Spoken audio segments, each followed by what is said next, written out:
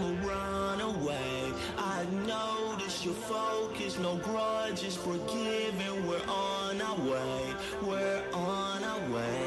So much of this evil, but I can't see the light in you. I see the God in you. I see the God in you. I see the God in you. No more killing or stealing. I'm healing, I'm living. Too much on my mind. Time to leave it behind. One step at a time. We are one of a kind. We are one of a kind. We are one of a kind. No more killing or stealing. I'm healing, I'm living. Too much on my mind. Time to leave it behind. One step at a time. One step at a time. We are one of a kind. We are one of a kind.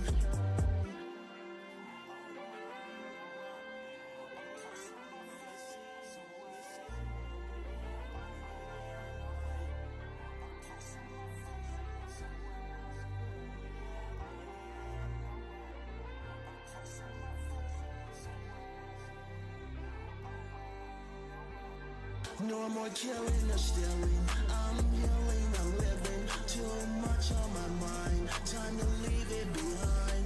One step at a time. We are one of a kind. We are one of a kind. We are one of a kind. No more killing or stealing. I'm healing, I'm living. Too much on my mind. Time to leave it behind. One step at a time. One step at a time. We are one of a kind. We are one of a kind.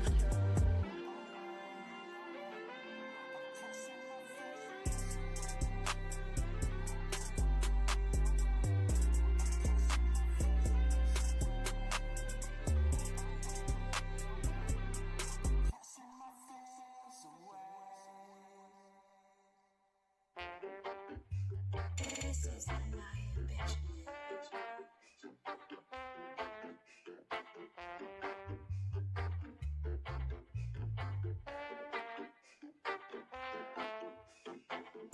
We didn't go, we not made the same. Gods of the earth, you can't merge in our lane. Big step on home and your legs look lame.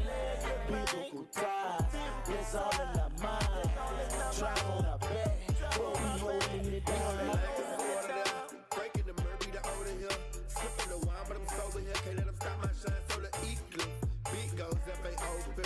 Pure gold, baby, melanated, post-chocolate, educated, elevated like the elevator. Poppin' flavor like a salt shaker. Damn a DC Marvel, but we the crusaders. No one of my enemies two-faced it, and all of my brothers be flip-faced it. I pull a script like it's armor, only artists cater, count it like the army with me on a Terminator. Elimination ain't an army, they can stop a nigga. We the Israelites, so we spike the entry. Got them second guessing, either messing with us. Best chest got my spirit on. My best chest, my spirit on. Best chest got my spirit on, and we standing strong, so to move along. We didn't go, we not made the same. Gods of the earth, you can't merge in our lane. Big step on home and your legs look lame. Biblical ties, that's all in our mind. Drive on our back, but we holding it down.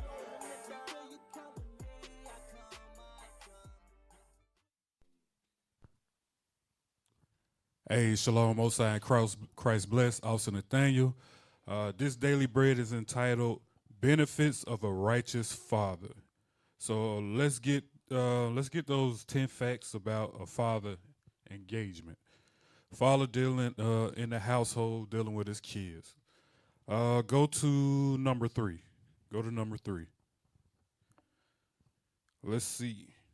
What are the benefits of having a father in the house? 10 facts about father engagement. Number 3, father involvement using authoritative parenting, loving and with clear boundaries and expectations, leads to better emotional, academic, social, and behavior outcomes for children. All right, so it says, and with clear boundaries and expectations, leads to better emotional and academic, social, and behavior outcomes. So when a father's in the life, the behavior is affected, the emotions are affected, the academics are affected. So let's see what we're supposed to be doing as fathers. How we supposed to be raising our kids? Give me Psalm 78, and we're gonna start at verse 3. Yes, sir. This is the book of Psalms, chapter 78 and verse 3, Which which we have heard and known, and our fathers have told us.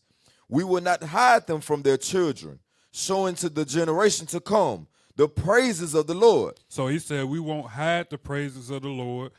Matter of fact, jump to verse 2. Verse 2. Well, start at verse 1. Start at verse 1. Yes, sir. Verse 1. Give ear, O my people, to my law. Incline your ears to the words of my mouth. So the Lord is telling us as men, I'm going to use men. The Lord telling us as men to incline our ear to his laws. Read. I will open my mouth in a parable. Uh-huh. I will utter dark sayings of old, Uh-huh. which we have heard and known, and our fathers have told us. It said, in who? Which we have heard and known, and our fathers have told us. It says, and our fathers have told us these things, these laws, statutes, and commandments, these dark sayings. Our fathers have sat by, our bedsides as we're going to sleep and gave us the stories of the Bible or the history of the Bible. Read on. We will not hide them from their children. We're not going to hide this truth of the Bible from our children. Showing to the generation to come the praises of the Lord and his strength and his wonderful works that he hath done. For he established a testimony in Jacob and appointed a law in Israel, which he had commanded our fathers, that they should make them known to their children. So he commanded our fathers to make these commandments known to the children. So it's a lot of commandments in the Bible, but more specifically on children, how our children should be raised. That is made known to our fathers. Our fathers make those commandments known to the children. All right. Give me Deuteronomy chapter 6 and verse 1. Yes, sir. This is the book of Deuteronomy, chapter 6 and verse 1. Now these are the commandments, the statutes, and the judgments, which the Lord your God commanded to teach you, that ye might do them in the land whither ye go to possess it. All right, jump to verse 6. So the Lord taught us commandments back during Moses' time in the wilderness. He gave us law, statutes, and commandments to abide by, and he gave us promises that went with them. Read it. Verse 6. And these words, which I command thee this day, shall be in thy heart, and thou shalt teach them diligently unto thy children. So you hear that? It says, ye shall teach the laws, statutes, and commandments diligently unto the children. Read on. And shall talk of them when thou sittest in thy house, and when thou walkest by the way, and when thou liest down, and when thou risest up. And thou shalt bind them for a sign upon thy hand, and they shall be as frontlets between thy eyes. And thou shalt write them upon the posts of thy house, and on thy gates. So the purpose of a father is to teach God's commandments. And in God's commandments is you teach your sons how to be control their emotions. You teach your daughters what to wear. You teach them what to eat. You give them a culture that they don't have like us. We didn't have before we learned this truth right here. So that's the purpose of a father. But if a father wasn't there, give me Isaiah chapter 3 and verse 12. And this scripture gonna pop up a couple of times. Because without the father, if we leave everything to the mother, to raise these kids can see that women don't really have no power. So if like a man, if I told my kids to go do something, they're gonna jump up and do it the first time. But a mother, they're gonna have to tell them 3, 4, 5, 6 times before actually doing the thing. But they clearly know that the father has the power in the house. So read that. Yes, sir. This is the book of Isaiah, chapter 3 and verse 12. As for my people, children are their oppressors, and women rule over them. So when women are the primary caregiver and the only one in the house raising the kids, read that part again. As for my people, children are their oppressors. It says children are our oppressors, meaning you got kids that's waiting by the selling drugs in the community. You got kids that's in and out of juvie. You got kids getting bullied at school. Read. and women rule over them. And it's a result of having a single parent household, meaning the father's not there for whatever reason, whether he hopping, whether he locked up, he just ain't there, or he got a separate family on the other side of the community. He ain't there. So now you got oppressive kids that's oppressing the mom and the neighborhood. That's it. O my people, that which lead thee cause thee to err, and destroy the way of thy paths. So without the Father, our ways are destroyed, which were supposed to be taught by the Father. The ways that we should go supposed to be taught by the Father. The giving down to the mother, this is how I want the household ran, and the mother followed the instructions that the father gave the mother. All right? Let's go to Proverbs 22 and verse 6. Yes, sir. This is the book of Proverbs, chapter 22 and verse 6. Mm-hmm. Train up a child in the way he should go. See, the Bible says we got to train our kids because our kids inherently don't know nothing when they come out the womb. They'll be wise to do evil because unless you guide them to do the right thing, they're gonna do whatever they feel or whatever they see. They're gonna touch. If they see fire, they might touch it, or if they see some poison on the ground, the rat trap, they might play with it. But you gotta tell your kids and teach them what's good and what's bad, and it starts with the father that's in the household. Read it again. Yes, sir. Train up a child in the way he should go, and when he is old, he will not depart from it. So he said when he's not, read it, the bottom part again. When he is old, he will not depart from it. And when he is old, he will not depart from the laws, statutes, and commandments. Meaning he's going to teach his kids. So it's very important as a father to spend time with your children, going over scriptures, going over how to be a man. That's our job as men to teach the household. Give me that number 3 again on the 10 facts. Give me that again. So a father, his job is to teach the kids, to analyze certain situations, not to be reactive, but to be proactive, be able to control, be self-controlled. You got that? Read that? Yes, sir. Number 3, father involvement using authoritative parenting. Loving and with clear boundaries and expectations leads to better emotional, academic, social, and behavioral outcomes for children. All right, so give me video 2 real quick. Give me video 2 real quick. So I know y'all seen a lot of videos on social media where the dad is disciplining the kids. Because the kids, they might be disrespectful at the house, or the kids might, they not doing good in school. The parents always got to have a parent-teacher meeting. So, but guess what? If the father was doing his job at the house, none of this would be going on. Go ahead.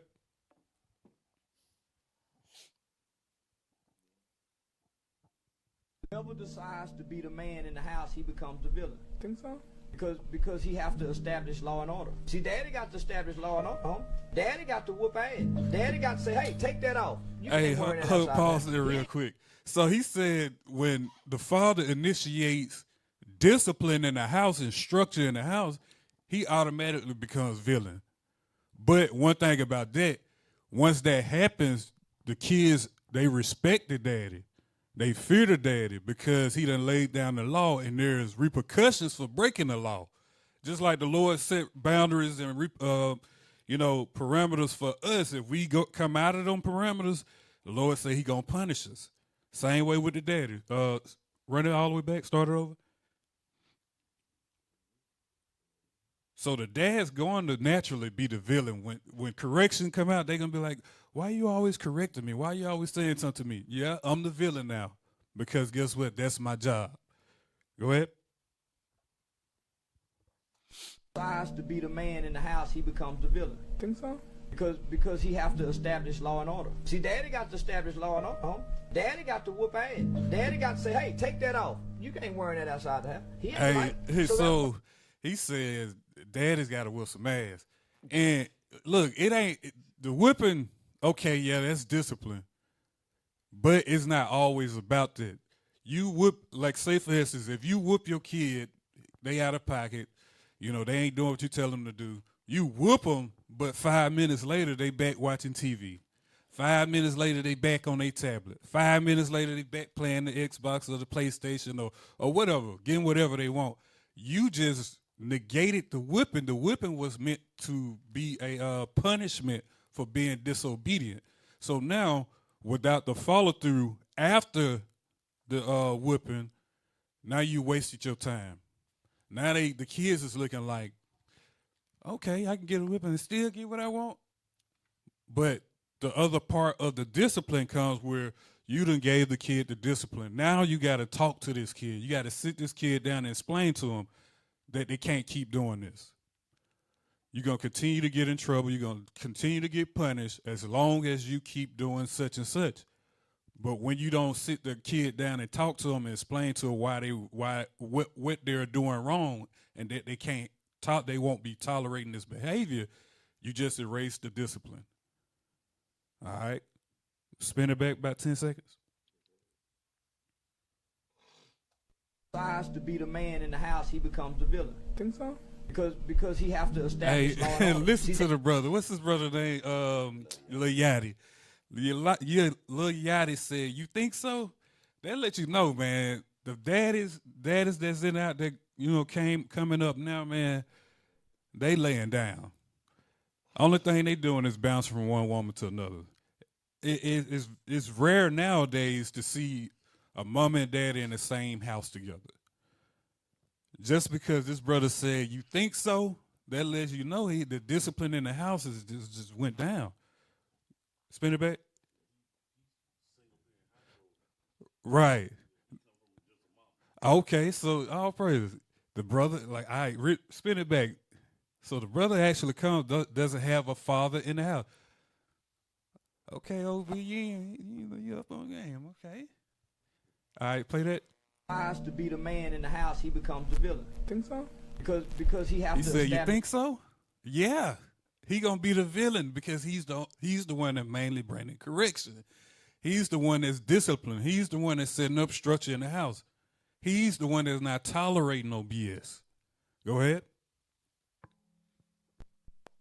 Got to establish law and order. Daddy got to whoop ass. Daddy got to say, "Hey, take that off. You ain't wearing that outside the house." He ain't like. So that's why. Hey, hold on here. We was just at the Essence Festival, right? It's so many wives and daughters and stuff, aunties and grandmas, half naked at the Essence Festival, and men walking along with them. Those men right there haven't been taught how to be men yet. So naturally, they're not gonna know how to deal with a wife. They don't know how to deal with daughters. They don't know how to deal with their sisters. So they gonna run around half naked. So he said, "Yeah, I'm gonna tell you what you gonna wear. No, you're not going out the house half naked. Cover up. If you can't do that, stay your behind in the house." So that's the power of a father. All right, spin it back a little bit. Daddy got to whoop ass. Daddy got to say, "Hey, take that off. You ain't wearing that outside the house." He ain't like. So that's why you hear mom and them say, "Hey, don't tell your daddy." That's why most things is kept from daddy. Hey, that's sad right there. That'll let you know the black and Hispanic household is broken. For you to have to say, "Don't tell your daddy," to let you know the daddy don't play that. Daddy is setting down the boundaries and structures in the household. So now he's the villain. They know daddy's finna come down with a heavy hand if you are being disobedient. Go ahead. Them say, "Hey, don't tell your daddy." That's why most things is kept from daddy, because daddy can't be the good guy. He have to establish law and order when things are wrong, and he have to discipline. So he can't always be like. Mama can always be like. You had daddy for something, now, boy, I got to pay the bill. Mama find a way to get it to you. So daddy is Right, and I got sons too. They hear know a lot because they don't need stuff. Like they go in the store with their mama. I come back, I said, "Damn, why you bought them that?" Like say for instance, they got hella toys in the house. They come back with more Beyblades. They come back with more Builder blocks. Well, I know as a father, they don't need none of it. They're not even playing with the stuff that they got already. Why would? And that's the mindset of a man. Woman gonna let that ride just to appease them.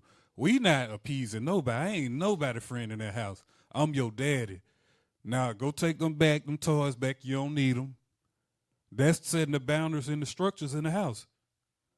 All right. Things are wrong, and he have to discipline. So he can't always be like, mama can always be like, you had daddy for something, now boy, I got to pay the bill. Mama will find a way to give it to you. So daddy is the villain in the household. Whoever enforces the rules in the house is the villain to the kids. Right. And whoever consistently enforces the rules is the villain. So if I tell my kids no, I ain't explaining nothing to them. It ain't my job to explain to you why you not getting something or why you going to sleep at this time. I ain't explaining nothing, but it's because I said so. They're kids. They're your kids. They're not your friends. They ain't your homies that you grew up on the block with. Nope. You raising them for the next to teach the next generation. And you can see the generation that we came up in, or my officer came up in, they weren't getting taught by their fathers. A lot of us grew up with our fathers, but we always had a father figure in our lives back then. Even back then during the 80s, we still had some father figures, even if it was the uncle. Some people had their coaches teaching them how to be men, but we always had some kind of father figure. The 90s and on up, that's when you started to see a decline, in men teaching these kids. Pulling up on them saying, nah, you can't do that, nephew. Or you saying, your coach said, look here, son. Hey, you got to be able to control your emotions, man. You can't go off emotions. That's not happening anymore. If it is, it's a very small level. All right. Go back to the 10 facts real quick. It's let me see. I think it's number 4. I think it's number 4. No, 6. Reverse, not verse. Number 6. Read number 6 for me. Number 6, the quality of the father-child relationship matters more than the specific amount of hours spent together.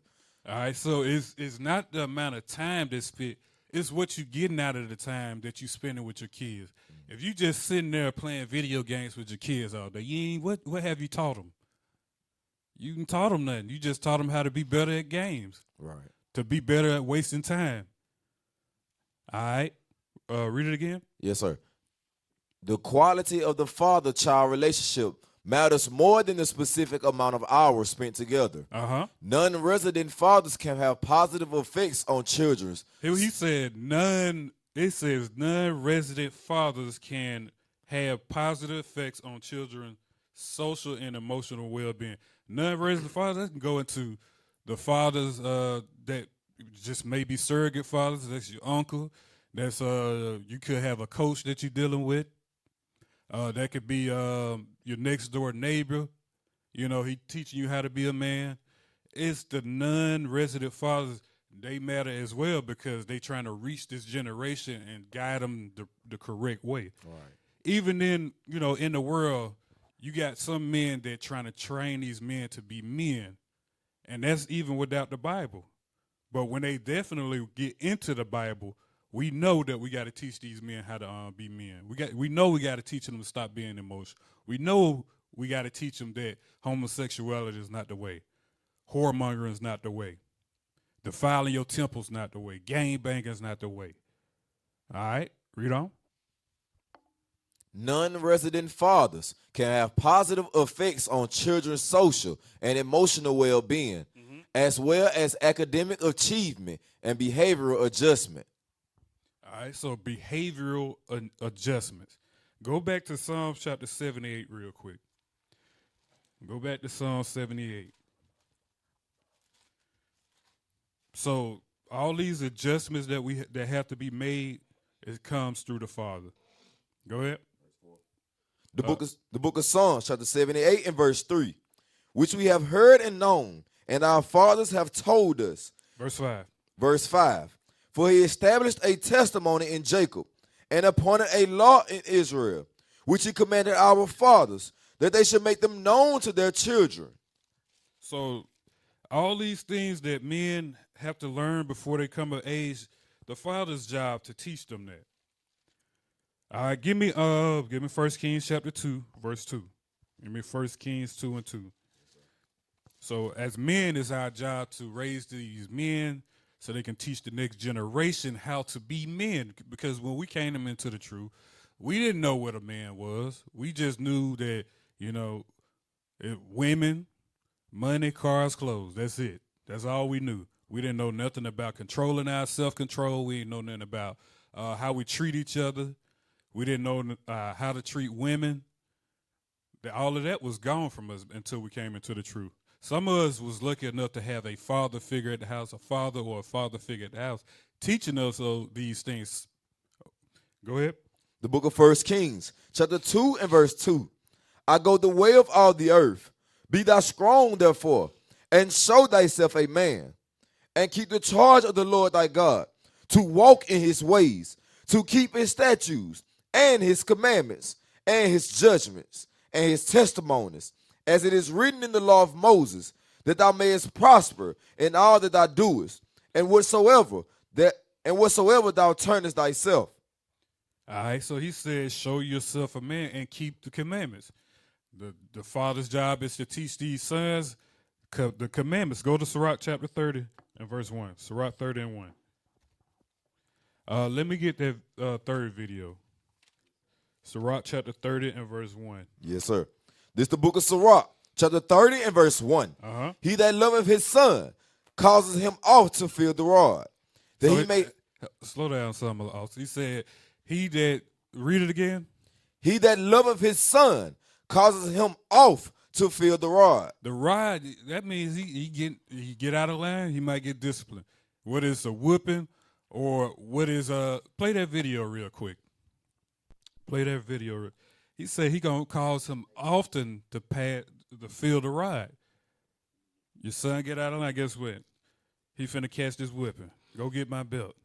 Or his son get out of line, get down in that push-up position. There's plenty of ways to discipline your kids. You don't always have to pull out the belt. You don't always, back in the days you get that switch or a stitching cord or something. Y'all lucky nowadays, but you know what I mean? But read that again while they get the video. Yes, sir. Verse 1. He that loveth his son causes him oft to feel the rod, that he may have joy of him in the end. So by building that discipline in your kids, now you can enjoy it. It's like, damn, man, I'm so proud of him, man. That's my son. He grew up, he got a good job, he's married now, he raising the good kids too.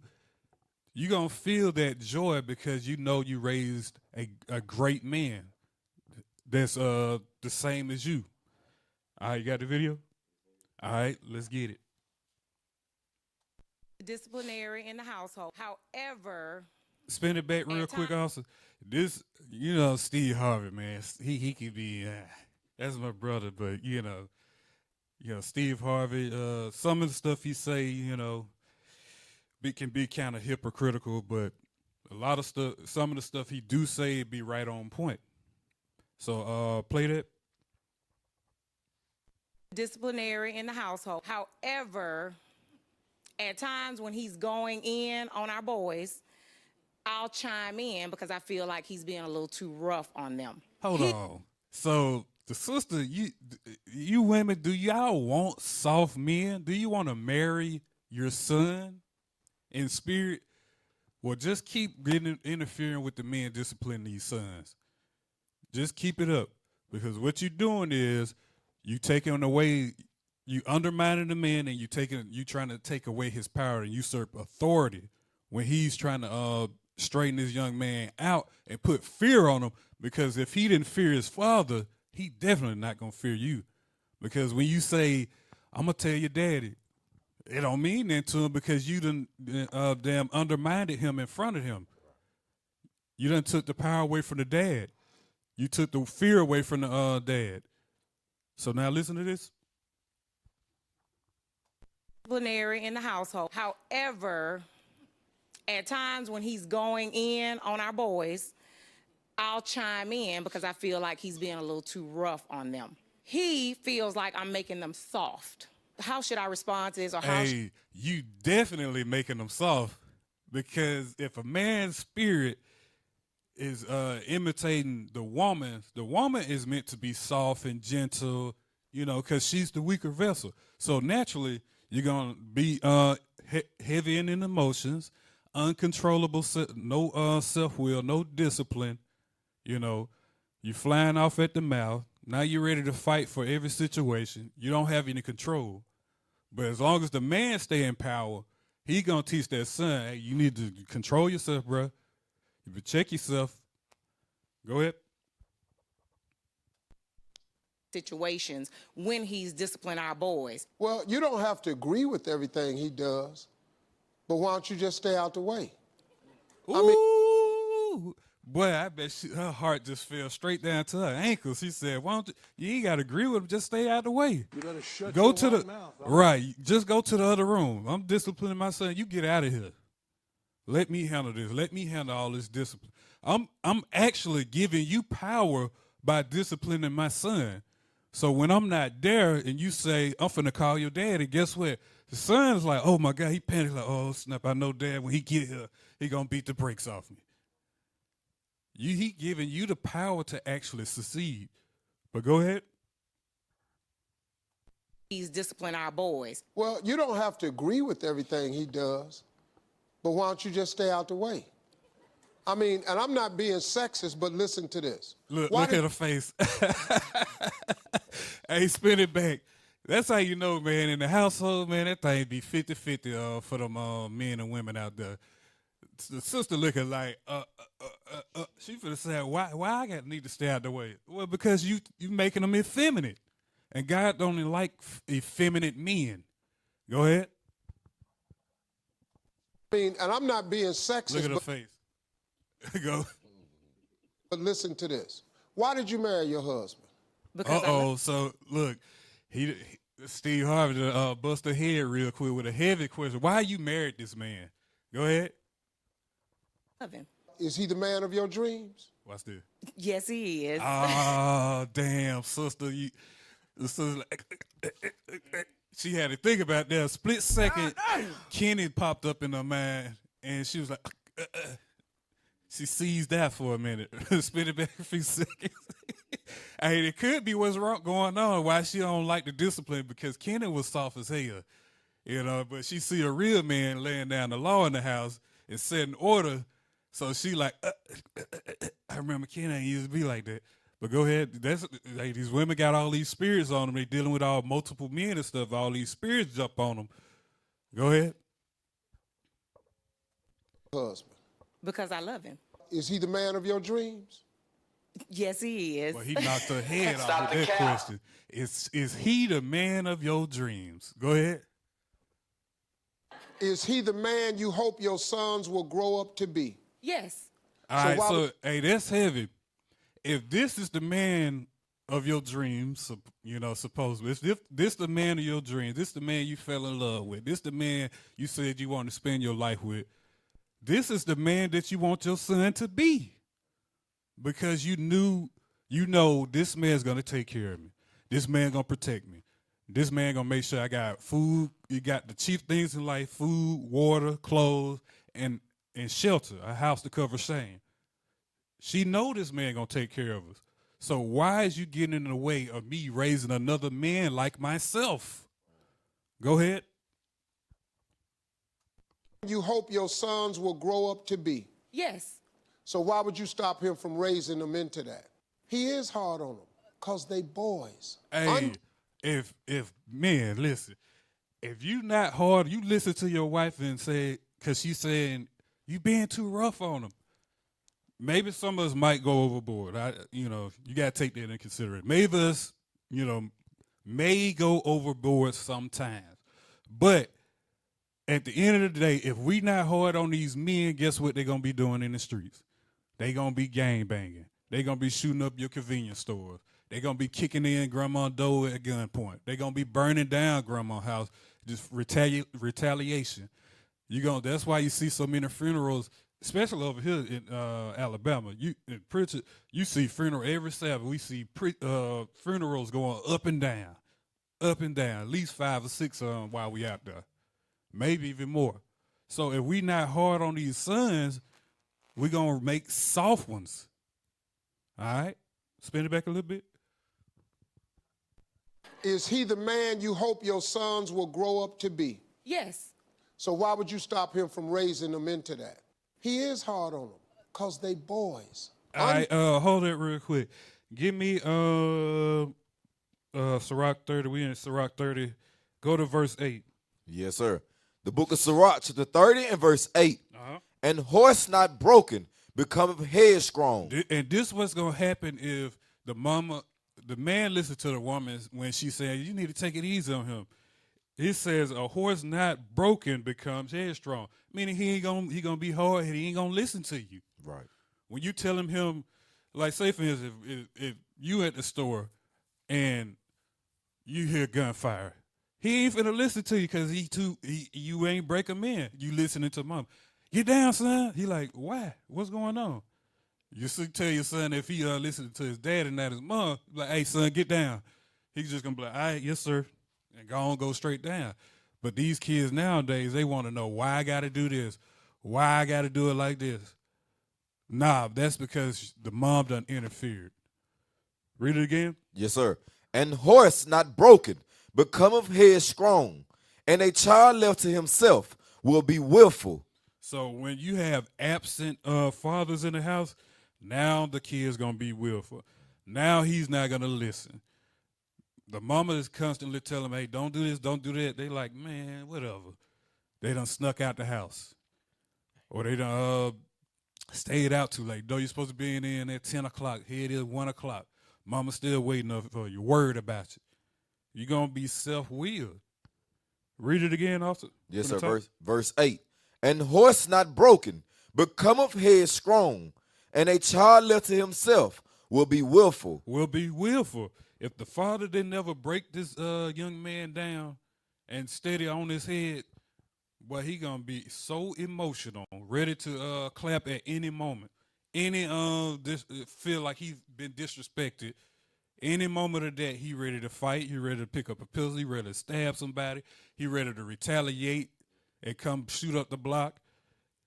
That's when the father is not has the fear on those kids. The women have no chance. Read on. Verse 9. Conquer thy child. It said, conquer thy child, meaning if you play with your children, you always have playing with them. I ain't talking about, you playing, little board games or whatever. I'm talking about if you playing with him in regards to discipline, they ain't going to take you serious. Go ahead. Conquer thy child, and he shall make thee afraid. And women, when you got to tell your son or daughter multiple times to do something, you playing with them. If they don't listen the second time, I ain't telling them that.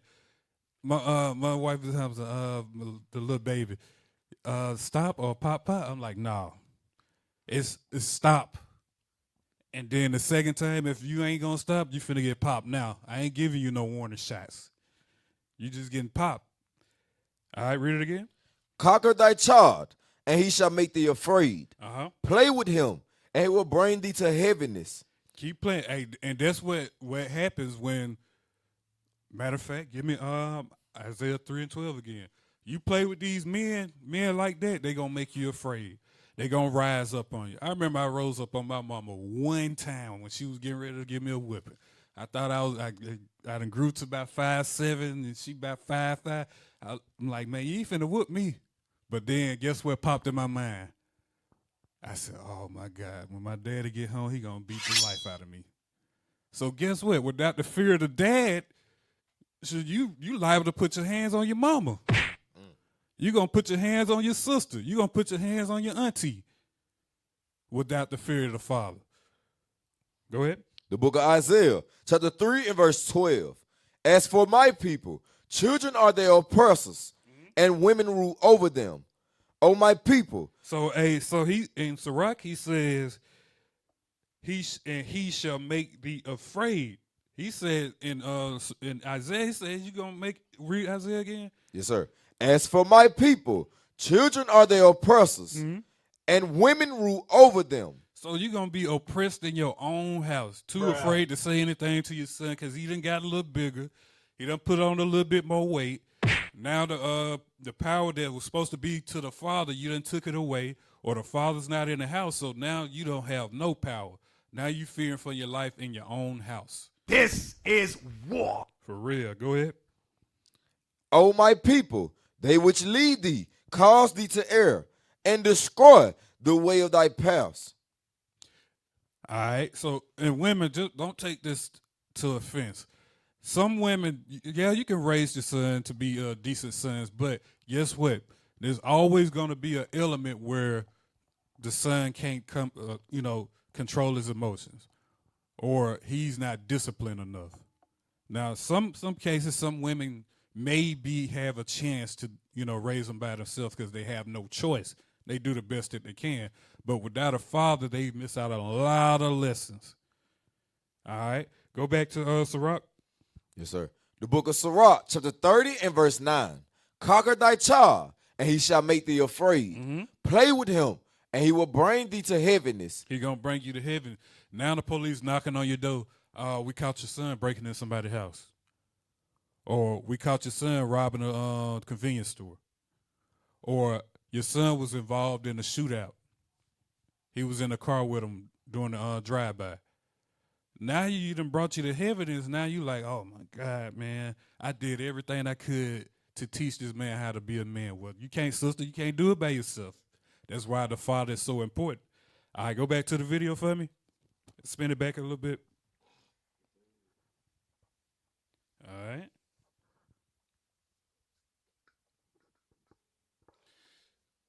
So the sister was like, I guess play it over again. I done missed my thought. Play it over again. Give me Sirach 30 and 12. But go ahead. Disciplinary in the household. However, at times when he's going in on our boys, I'll chime in because I feel like he's being a little too rough on them. He feels like I'm making them soft. How should I respond to this, or how should I act in the situations when he's disciplining our boys? Well, you don't have to agree with everything he does, but why don't you just stay out the way? You definitely making I them mean, soft. and I'm not being sexist, but listen to this. Why did you marry your husband? Because I love him. Is he the man of your dreams? Yes, he is. Is he the man you hope your sons will grow up to be? Yes. So why would you stop him from raising them into that? He is hard on them because they boys. Undisciplined boys grow up to be undisciplined men. Do you know the problem you're going to have? They go up Yeah. to be monsters. Give me that second Ezra 5 and 8. They grow up to be monsters, man. I done seen some monsters growing up. And I done had some homeboys get killed by some monsters. They just monsters, man, and they pretend to be, your buddy and stuff, and then they do some illegal stuff, and you end up getting killed. I done seen that before. Go ahead. This is the book of 2nd Ezra, chapter 5 and verse 8. There shall be confusion. There shall be a confusion also in many places, and the fire shall be often sent out again, and the wild beasts shall change their places, and mistress women shall bring forth monsters. Hey, read that top part again. At the beginning. There shall be a confusion. Now drop back down. It's gonna be a confusion because what you're gonna see on the earth is the father's not in the household. What is because of incarceration? What is because the father he hopping? What is because he got a second family on the side? The father's not there. That's confusion. Go ahead. And mistress women shall bring forth monsters. That's why you see all these project babies, man. You see all these men, like right there. The men want to gangbang. Or you see rappers, rapping about killing each other. You hear the drill music going on. They talking about how they killed somebody. Talking about how they, did this over their grave. We got a lot of that going on. And it done heightened over the past 10, 15 years. It's getting worse. because the father is not there. The father would have told you, let's say for instance, the son got a record deal. The father would have told you, he got to put all this in his music. Like, nah, man, we ain't doing that. We go somewhere else. The father would have been like, hell, no, we ain't doing that. I ain't finna let you continue breaking down our people, destroying our people. The father's gonna set those boundaries between, them and his son. He ain't not gonna let his son go astray like that. All right, now go back to the video. It's almost done, I think. All right, go back to the video.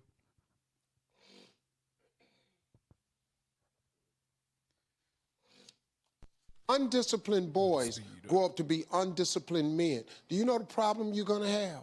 Yes. Undisciplined men end up in the hospital or in a prison. In a prison. Or So y'all they know end what up in a that grave. is.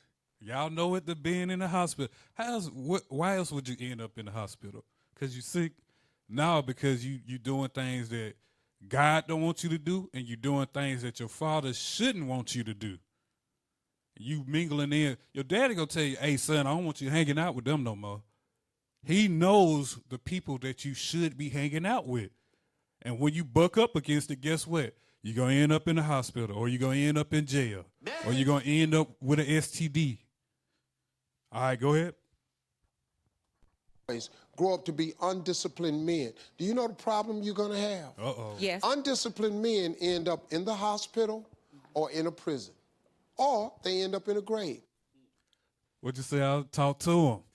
You know what I'm saying? All right, give me the video one. Give me video one. I'm going to speed up a little. Give me Sirach 42 and 11. Sirach 42 and 11. Go ahead. Reverse. We're going to reverse. Rewind.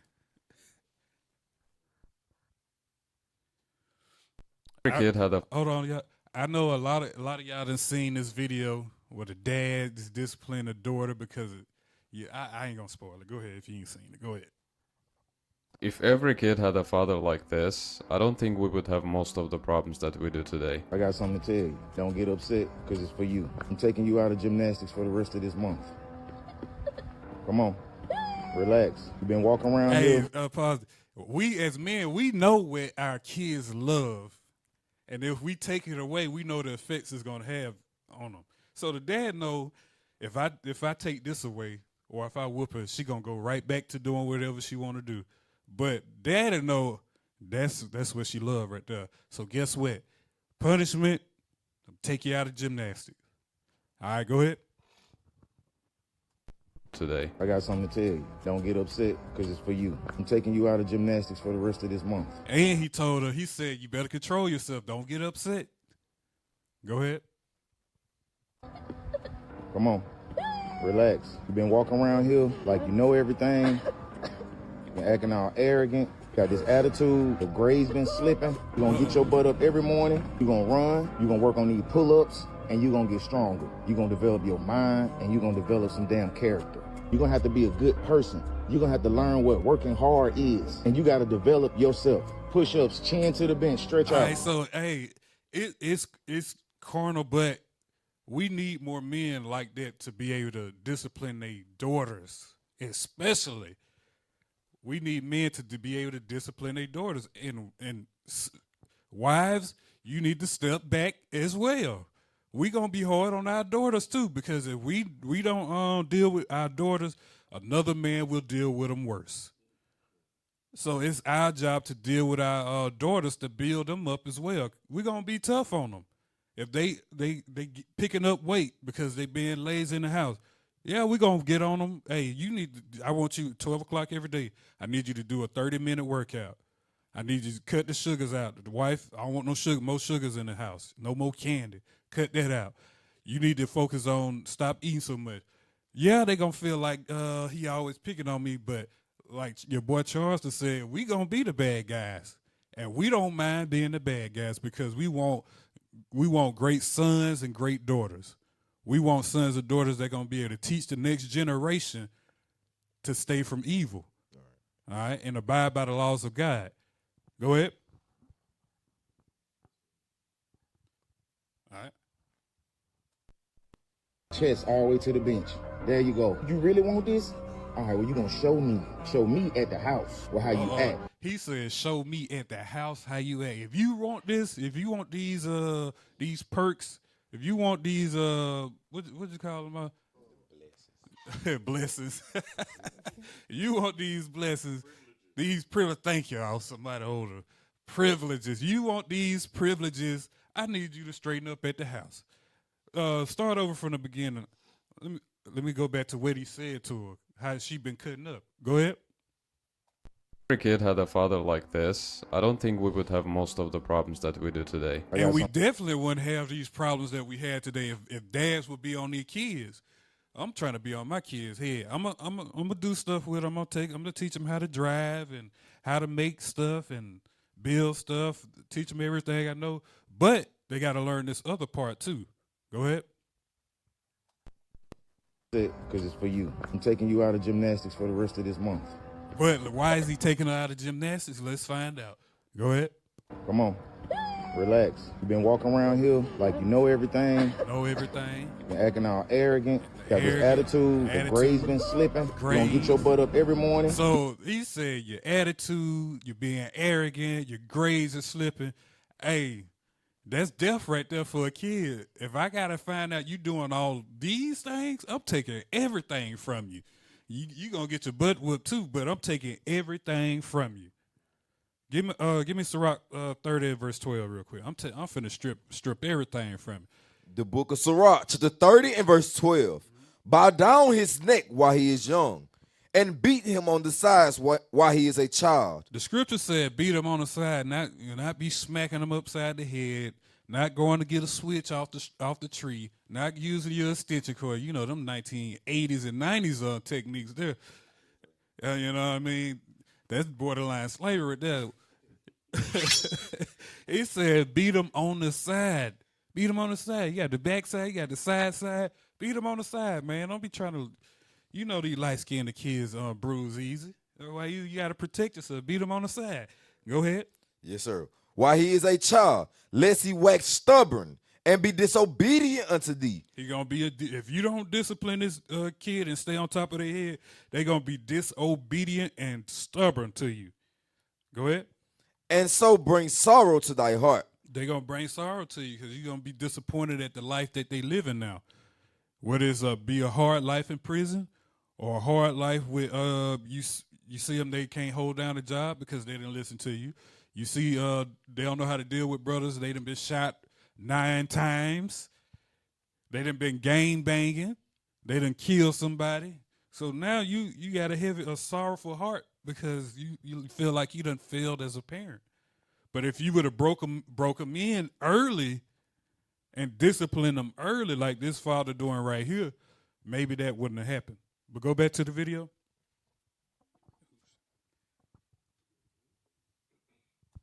Come around here like you know everything.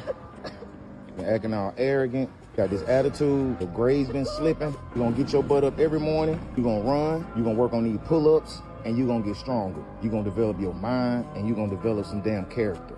You're gonna have to be a good person. You're gonna have to learn what working hard is. And you gotta develop yourself. Push. Hey, these kids be acting entitled, man. So, yeah, you got to teach them, you know, the value of working hard. The scripture said, hate not laborious work. The kids got to learn that from jump. The father be like, hey, I want them washing these dishes. I want them cleaning the bathroom. I want them washing and folding the clothes. I need you to teach them all these things. And that's going to lighten the load of the wives. You teach these kids how to cut this yard. You know what I mean? I got my kids cutting yard. I need them to be able to know that in this world, you're going to have to work by the sweat of your brow. You got to build that discipline up. But go ahead. Stretch out. I want 20 of them. Chest all the way to the bench. There you go. You really want this? All right, well, you're going to show me. Show me at the house. Well, how you act. How you treat your brother and sister, how you respond to me, how responsible you are. That's what it's about more than anything. You overall, not just being no gymnast. Let's go, 10 more. There it is. That's what it's all about. You. It's all about how you raising your kids, how your kids going to eventually turn out. Have you done all you can to teach these kids according to the scriptures? The scripture says It ain't like how Esau said, you know, your kid's been a call what it is, DHR on you and said he whooped me. Nah, I ain't about that. If you did how the Bible said to do it, sit down and teach them the commandments. Sit down and talk to them about discipline. Put them to labor. If you did all those things, matter of fact, jump to verse 13, us. Yes, sir. Verse 13, chastise thy son and hold him to labor. He said hold him to labor. If this son keep acting up and cutting up, guess what? You finna get more work around this house. You damn near finna be doing all the chores. Right. Go ahead. Lest his lewd behavior be an offense unto thee. Unless he bring you heavy, like the scripture said before, he brings sorrow to you. Or it says he bring you to heaviness. Put his behind the work. Put her to work too. Sure, these little sisters, young daughters ain't exempt either. Put them to work. All right, read it again. Yes, sir. Chastise thy son and hold him to labor, lest his lewd behavior be an offense unto thee. All right, now go to Sirach chapter 42. Sirach 42. The book of Sirach, chapter 42 and verse 11. Keep a sure watch over a shameless daughter. Over a shameless daughter. Keep a watch on a shameless daughter. You supposed to be monitoring your kids to see what kind of spirit they got on them. And based on that spirit, you got to either know you got to put more labor on them, or you got to ease some kids. You might have to ease up on because they do what you tell them to do from the first time. Them the kids you like. Okay, I'm watching you, but I'm gonna ease up off you a little bit. I'm finna put this work on your sister. Go ahead.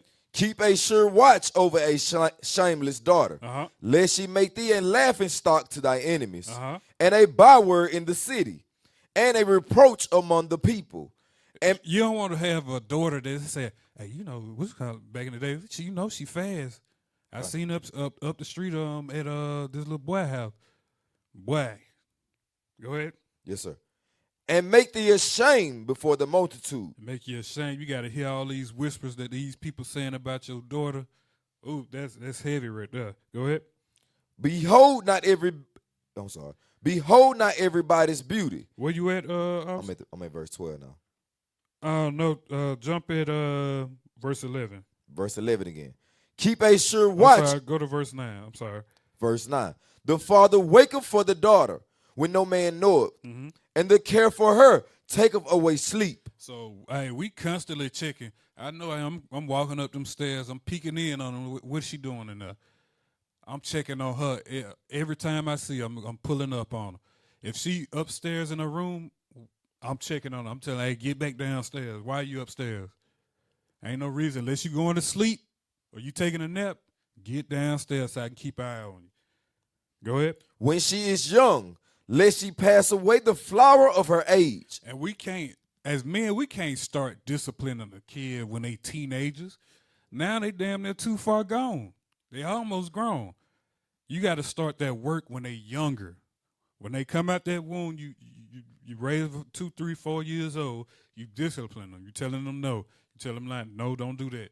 You constantly repeating yourself to them to teach them discipline. Repetition and routine brings discipline. Go ahead. Lest she pass away the flower of her age, and being married, lest she should be hated. In her virginity, lest she should be defiled, and gotten with child in her father's house. Or she backdoor marriage, and now she got a kid in her father's house. The man that left. Go ahead. And having an husband, lest she should be misbehaved herself. And when she is married, lest she should be barren.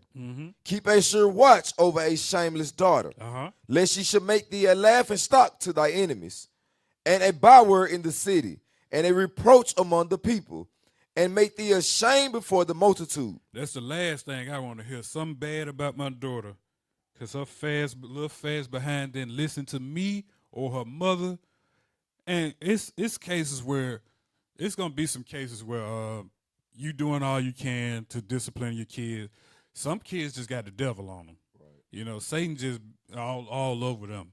Some kids is, they gonna be what they be.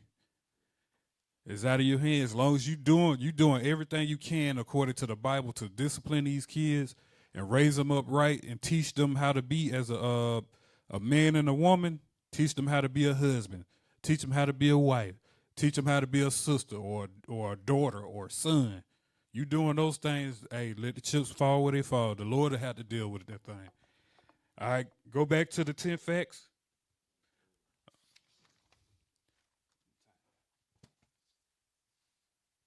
All right, so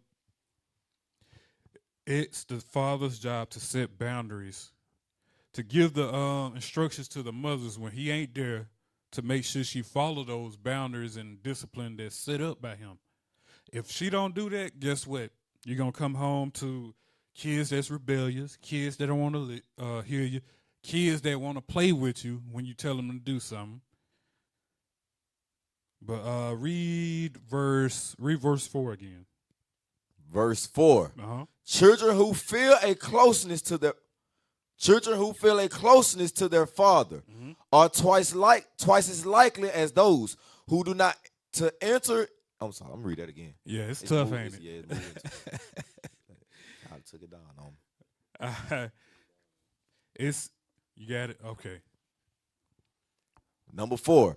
Children who feel a closeness to their father are twice as likely as those who do not to enter college or find stable employment after high school. So the kids that don't have their father in life, some of it, what it says is twice as likely, not to have good stable employment.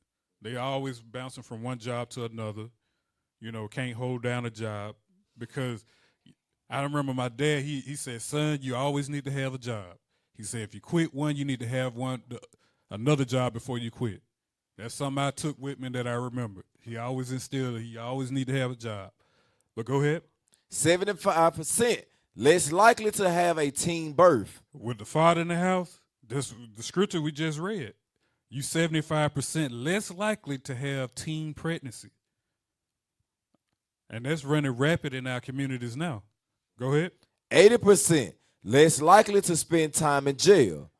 Let me change that. It's been running rapid in our communities.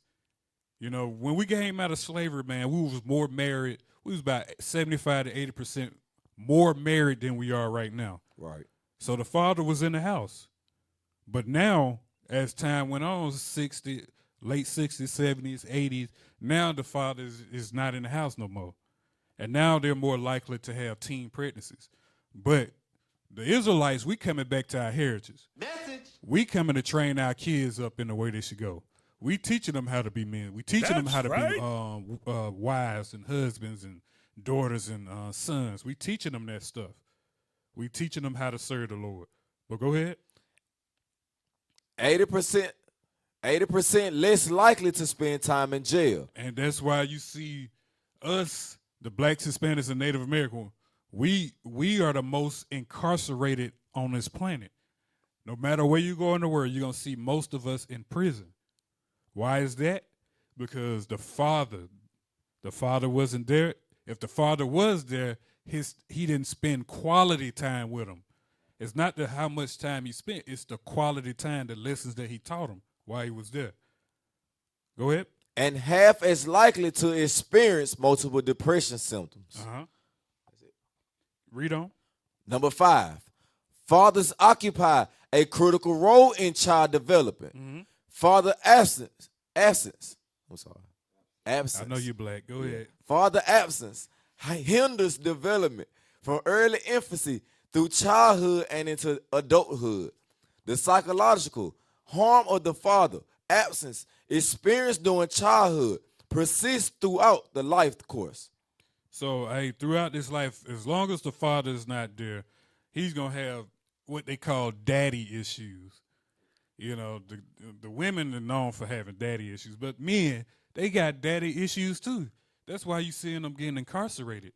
That's why you seeing them shooting up shops. That's why you see them gang banging, because they weren't taught how to deal with peer pressure. Like I tell my sons all the time, hey, if you see somebody cutting up, man, don't be around those men that's cutting up. You go deal by yourself, or go deal with your brothers and sisters. Stay away from the foolishness. If we don't teach our kids that, guess what? They have daddy issues. Go ahead. Number 6, The quality of the father-child relationship matters more than the specific amount of hours spent together. So you need quality time, not the quantity of the time. Go ahead. Non-resident fathers can have Meaning fathers, that's by because you got an uncle or you got somebody next door neighbor or you got the coach or whatever. You got an older brother. Those are non-resident fathers. Read on. non-resident fathers can have positive effects on children's social and emotional well-being. Just like the system we got set up here in IUIC. If your son come in here, we all your dads. We gonna make sure that you take it care of. We gonna make sure you ain't back there cutting up. We gonna make sure that you learning life lessons when your dad is not here. If your dad, let's say for instance, he traveling somewhere, you think we finna let you sit in this congregation and cut up? No, we not finna let you do that. What it say? Ob, it takes a house to raise a village to raise kids, and that's what we're about. We're about a village. We're about a nation to raise these young men and women. Go ahead. Non-resident fathers can have positive effects on children's social and emotional well-being, as well as academic achievement and behavior adjustment. The learning and the behavior, but read on, it's going to get more specific. Number 7, high levels of father involvement are correlated with higher levels of father involvement are correlated with higher levels of sociability, confidence, and self-control in children. Children with involved fathers. He said confidence. Now, the father instills confidence. The father teaches you how to do stuff. The son say, he keep practicing. He said, keep going at it, son. You're doing a good job. He's building that confidence up in that son, to keep going until he get to the point where he knows he's doing it right. He's self-confident now. Go ahead. He said, and self-control in the children. When, let's say, for instance, if your son, you got your son building something, and he getting frustrated because he can't do it the way he want to do it, now he throw a tantrum. Now the father says, hey, look, son, you can't throw no tantrum, throw your toys. You got to step up, be a man, sit down, analyze what you did wrong, and then fix the problem. If the father wasn't there, the self-control out the window. Go ahead. Children with involved fathers are less likely to act out in school or engage in risky behaviors in adolescence. Adolescence. Adolescence. That's all right. Give me Titus chapter 2. We had another video? Ooh, okay. Let me get this scripture real quick. Give me Titus chapter 2 and verse 2. So we're gonna cover the man, the son and the daughter side. Go ahead. The book of Titus, chapter 2 and verse 2. That the aged men be sober, grave, temperate. Oh, so he said the aged men, meaning we got to teach our sons.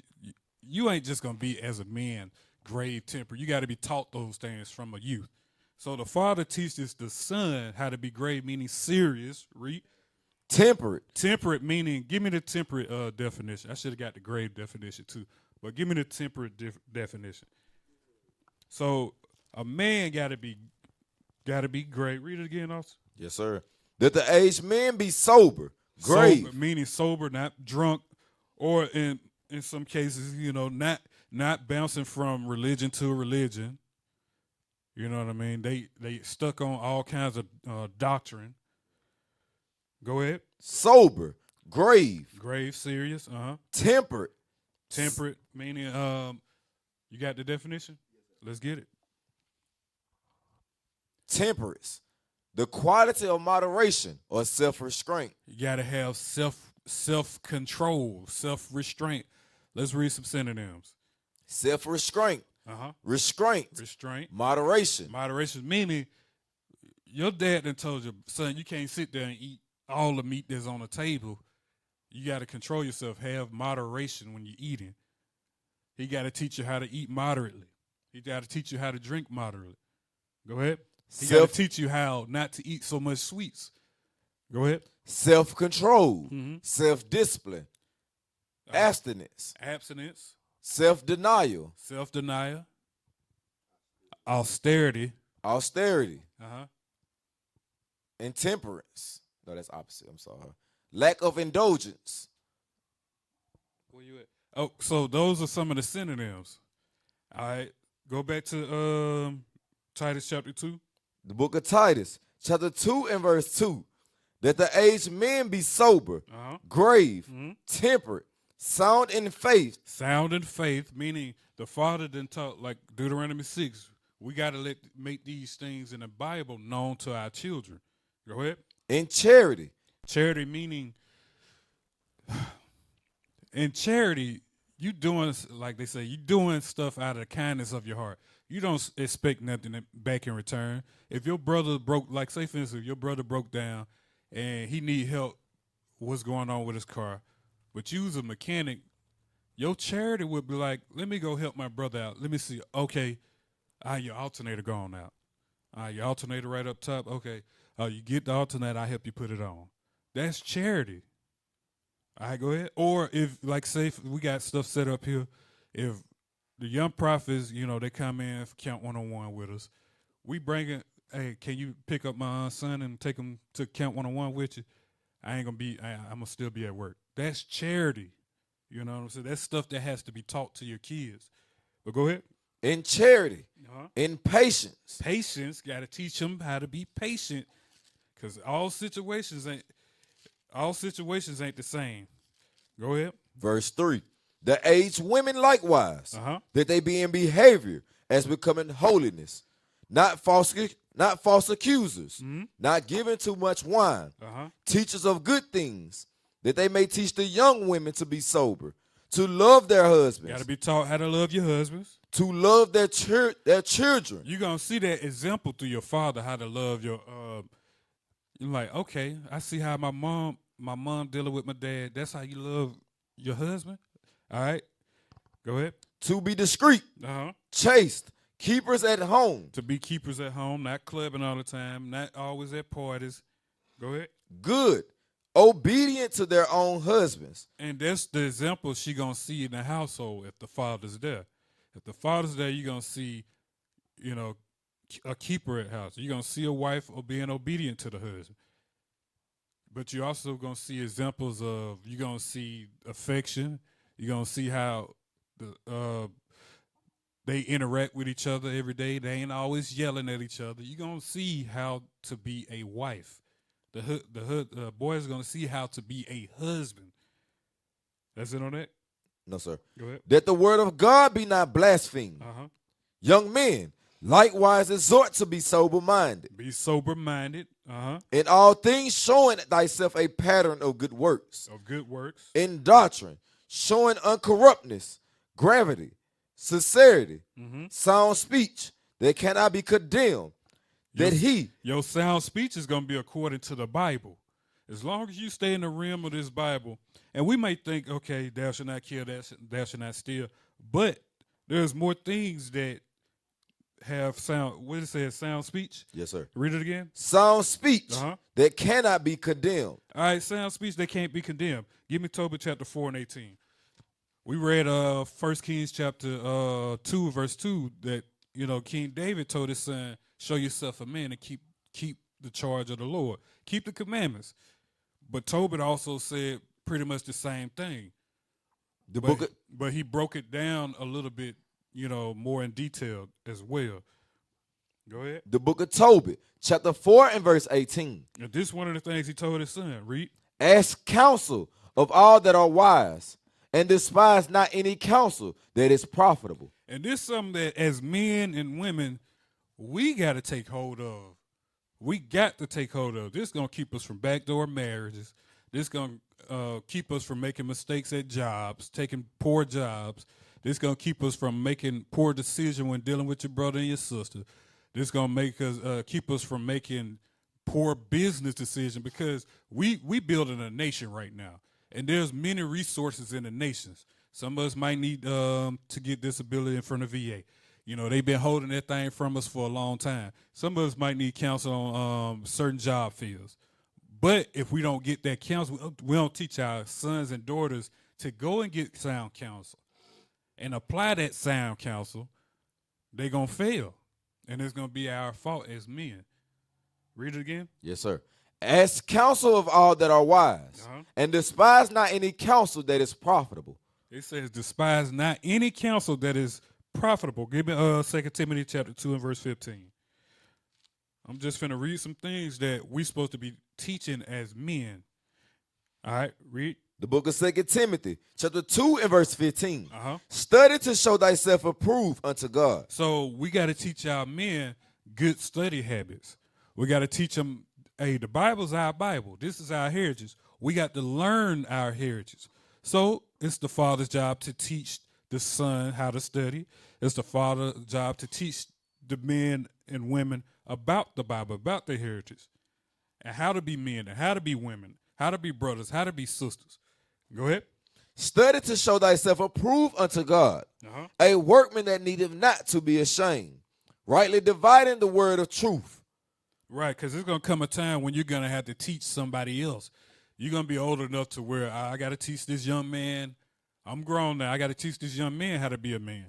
I'm grown now. I got to teach this young woman how to be a woman. And how you going to do that? Because your father taught you how to do it. I go to Deuteronomy 22 and 5. These are things that the sons and the daughters, the father should be teaching them. Whether he giving instructions to the wife to go over these things throughout the week, or whether he's sitting down teaching them himself. But go ahead. The book of Deuteronomy, chapter 22 and verse 5. The woman should not wear that which pertaineth unto a man. Go ahead. Neither shall a man put on a woman's garment. For all that do so are an abomination unto the Lord thy God. Just like you got some of these men in sports and whatnot, they sons is cross-dressing. They daughters is cross-dressing. We got to teach our men and women, hey, God is against it, and he's going to kill us if we continue to do it. Give me 1 Timothy 2 and 9 for the women. Okay, yeah, no pants, but your attire has got to be modest. Go ahead. The book of 1 Timothy, chapter 2 and verse 9. And this is what the father going to tell. Like Charlton said in that first video, hey, you can't, you're not going outside wearing that. Go back in the house and change. That's the father's job. He got to check. Yeah, let me look at you. All right, you good. Read. Verse 9. In like manner also, that women adorn themselves in modest apparel. In modest apparel, not attracting sexual attention. Read. With shamefacedness. Being shamefaced. Give me the definition of that real quick. I know we ran out of time. Give me the definition of shamefaced real quick. So he says, read it again. Yes, sir. In like manner also, that women adorn themselves in modest apparel, with shamefacedness. With shamefacedness. And sobriety. And sobriety. Not with broided hair, or gold, or pearls, or costly array, but which becometh women, professing godliness with good works. So you're going to know what godliness is based on what you've been taught as a youth.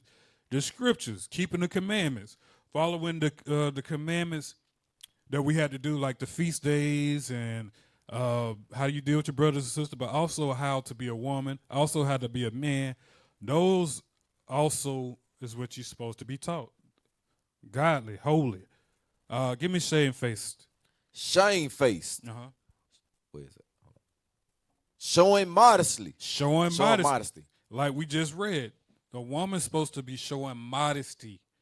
But go ahead. That's it. It says bashful. Ashamed. Ashamed.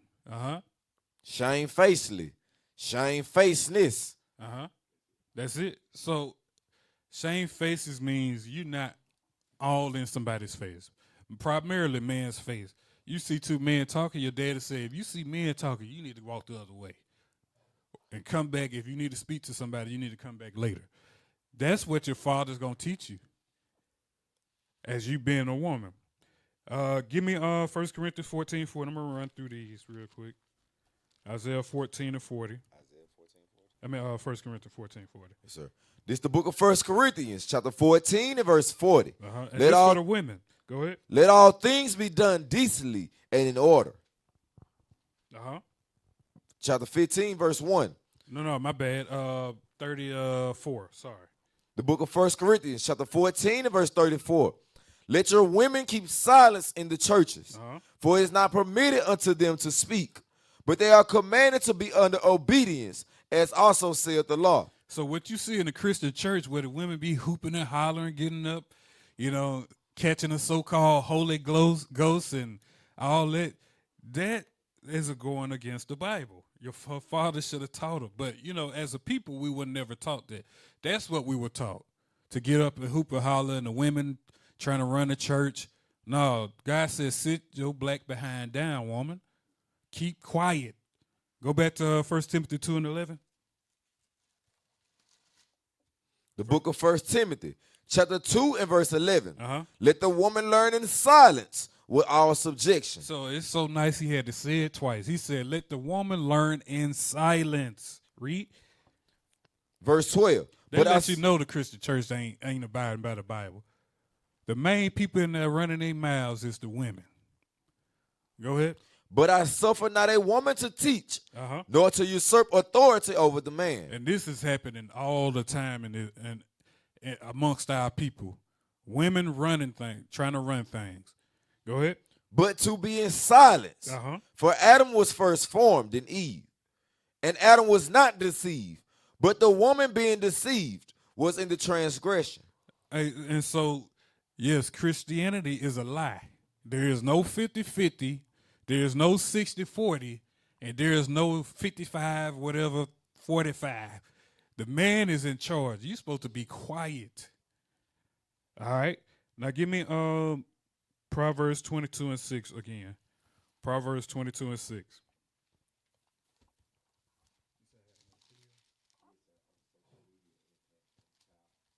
we're going to play that and then we're going to end it. The book of Proverbs, chapter 22 and verse 6.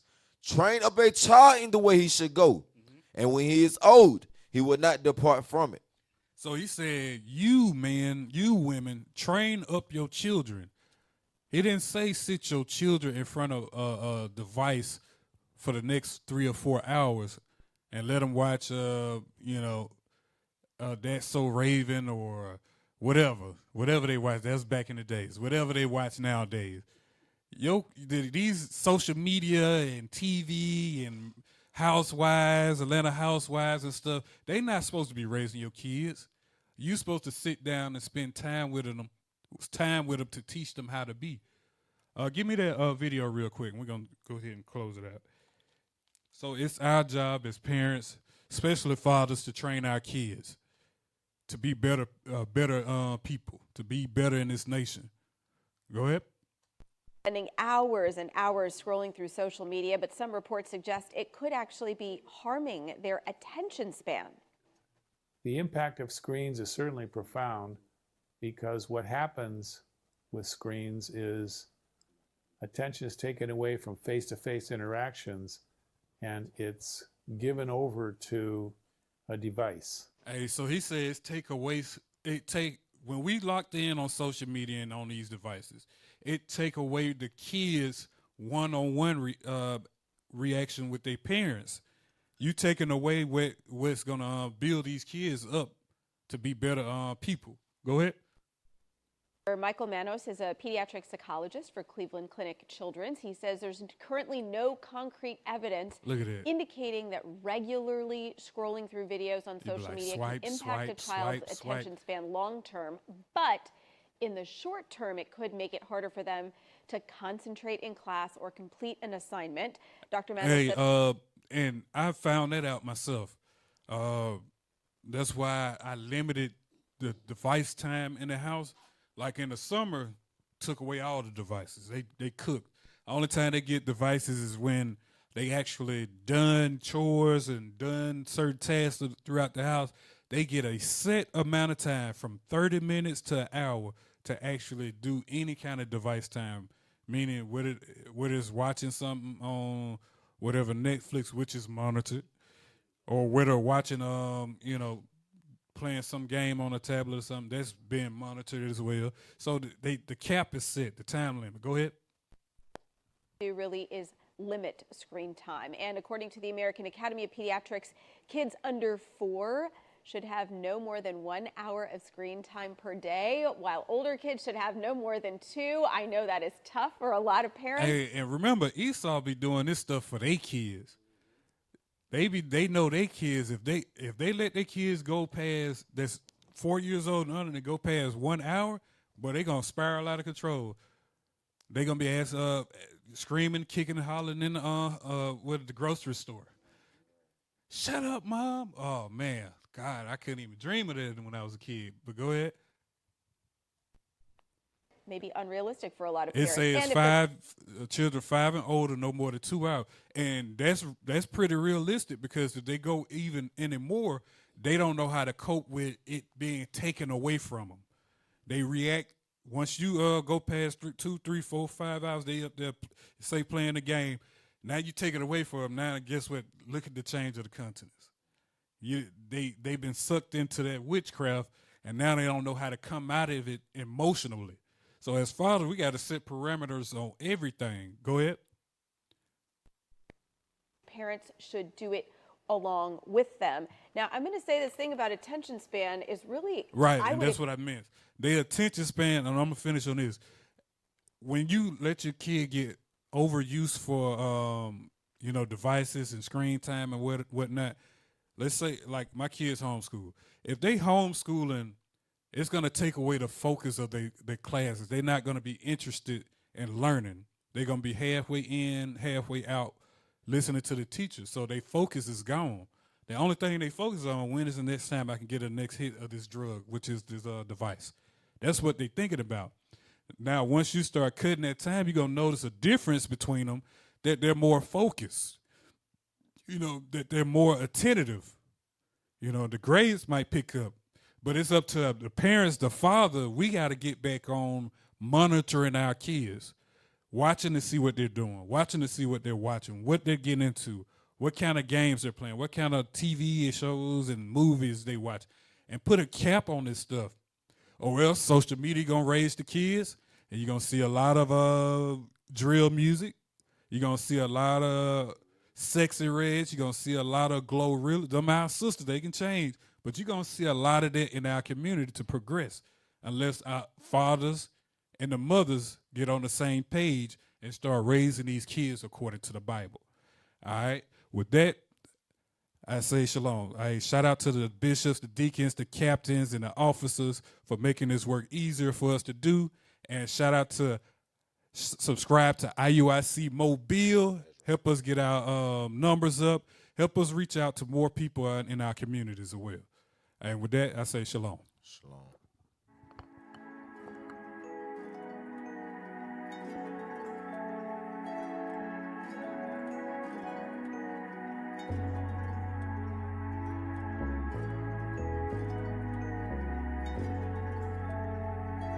This is Malaya Benjamin. Lord, I'm glad you got me off the other side. Now you give me a chance to say you know me. Inhaling prophecies, exhaling prophecies. Lord, it's an honor to be prophesied. And I can't say I'm worthy, but I just know you chose me. So I'll be out there on them corners until the end of time. Ain't got time to play at the 11th hour. I inquired before my age of my forefathers. You're holy, you're special, like his favorite flower. A lily, silly, don't be a dove. We had to show them love, they never knew what it was. We show them what it is to live and die at the same time. Only be with those that have the same mind, the same grind. I had to get up off my and stood and recline. It's our time to wake up. Jacob, wake up. Damn your anchors, we want the world, we want the world. You holy, you special, you chosen. You better than what you say in the world. They call you whores and bitches and whores. We tell you your daughters are selling you much more. Know your worth for what it's worth. This grind hurt, but I never stop, I never quit. Please don't forget my righteousness. Lord, I'm glad you got me off the other side. Now you give me a chance to say you know me. Inhaling prophecies, exhaling prophecies. Lord, it's an honor to be prophesied. And I can't say I'm worthy, but I just know you chose me. So I'll be out there on them corners until the end of time. I used to wanna be like my cousin, he was something like a janitor. Hand full of keys, you know what I mean. Inhaling fire, exhaling fire. Lord, it's an honor to be still alive. And I'm just glad you chose me. Got me on them corners. Put me right back on them corners until the end of time. You know I had a lot of food, you know it got rolled up. You know I scored a lot of up once. You know I had some layup. You know I told lie to Mary and Kate just to make up. You know the twerk will be shining like diamonds when we mark Jacob. Thank the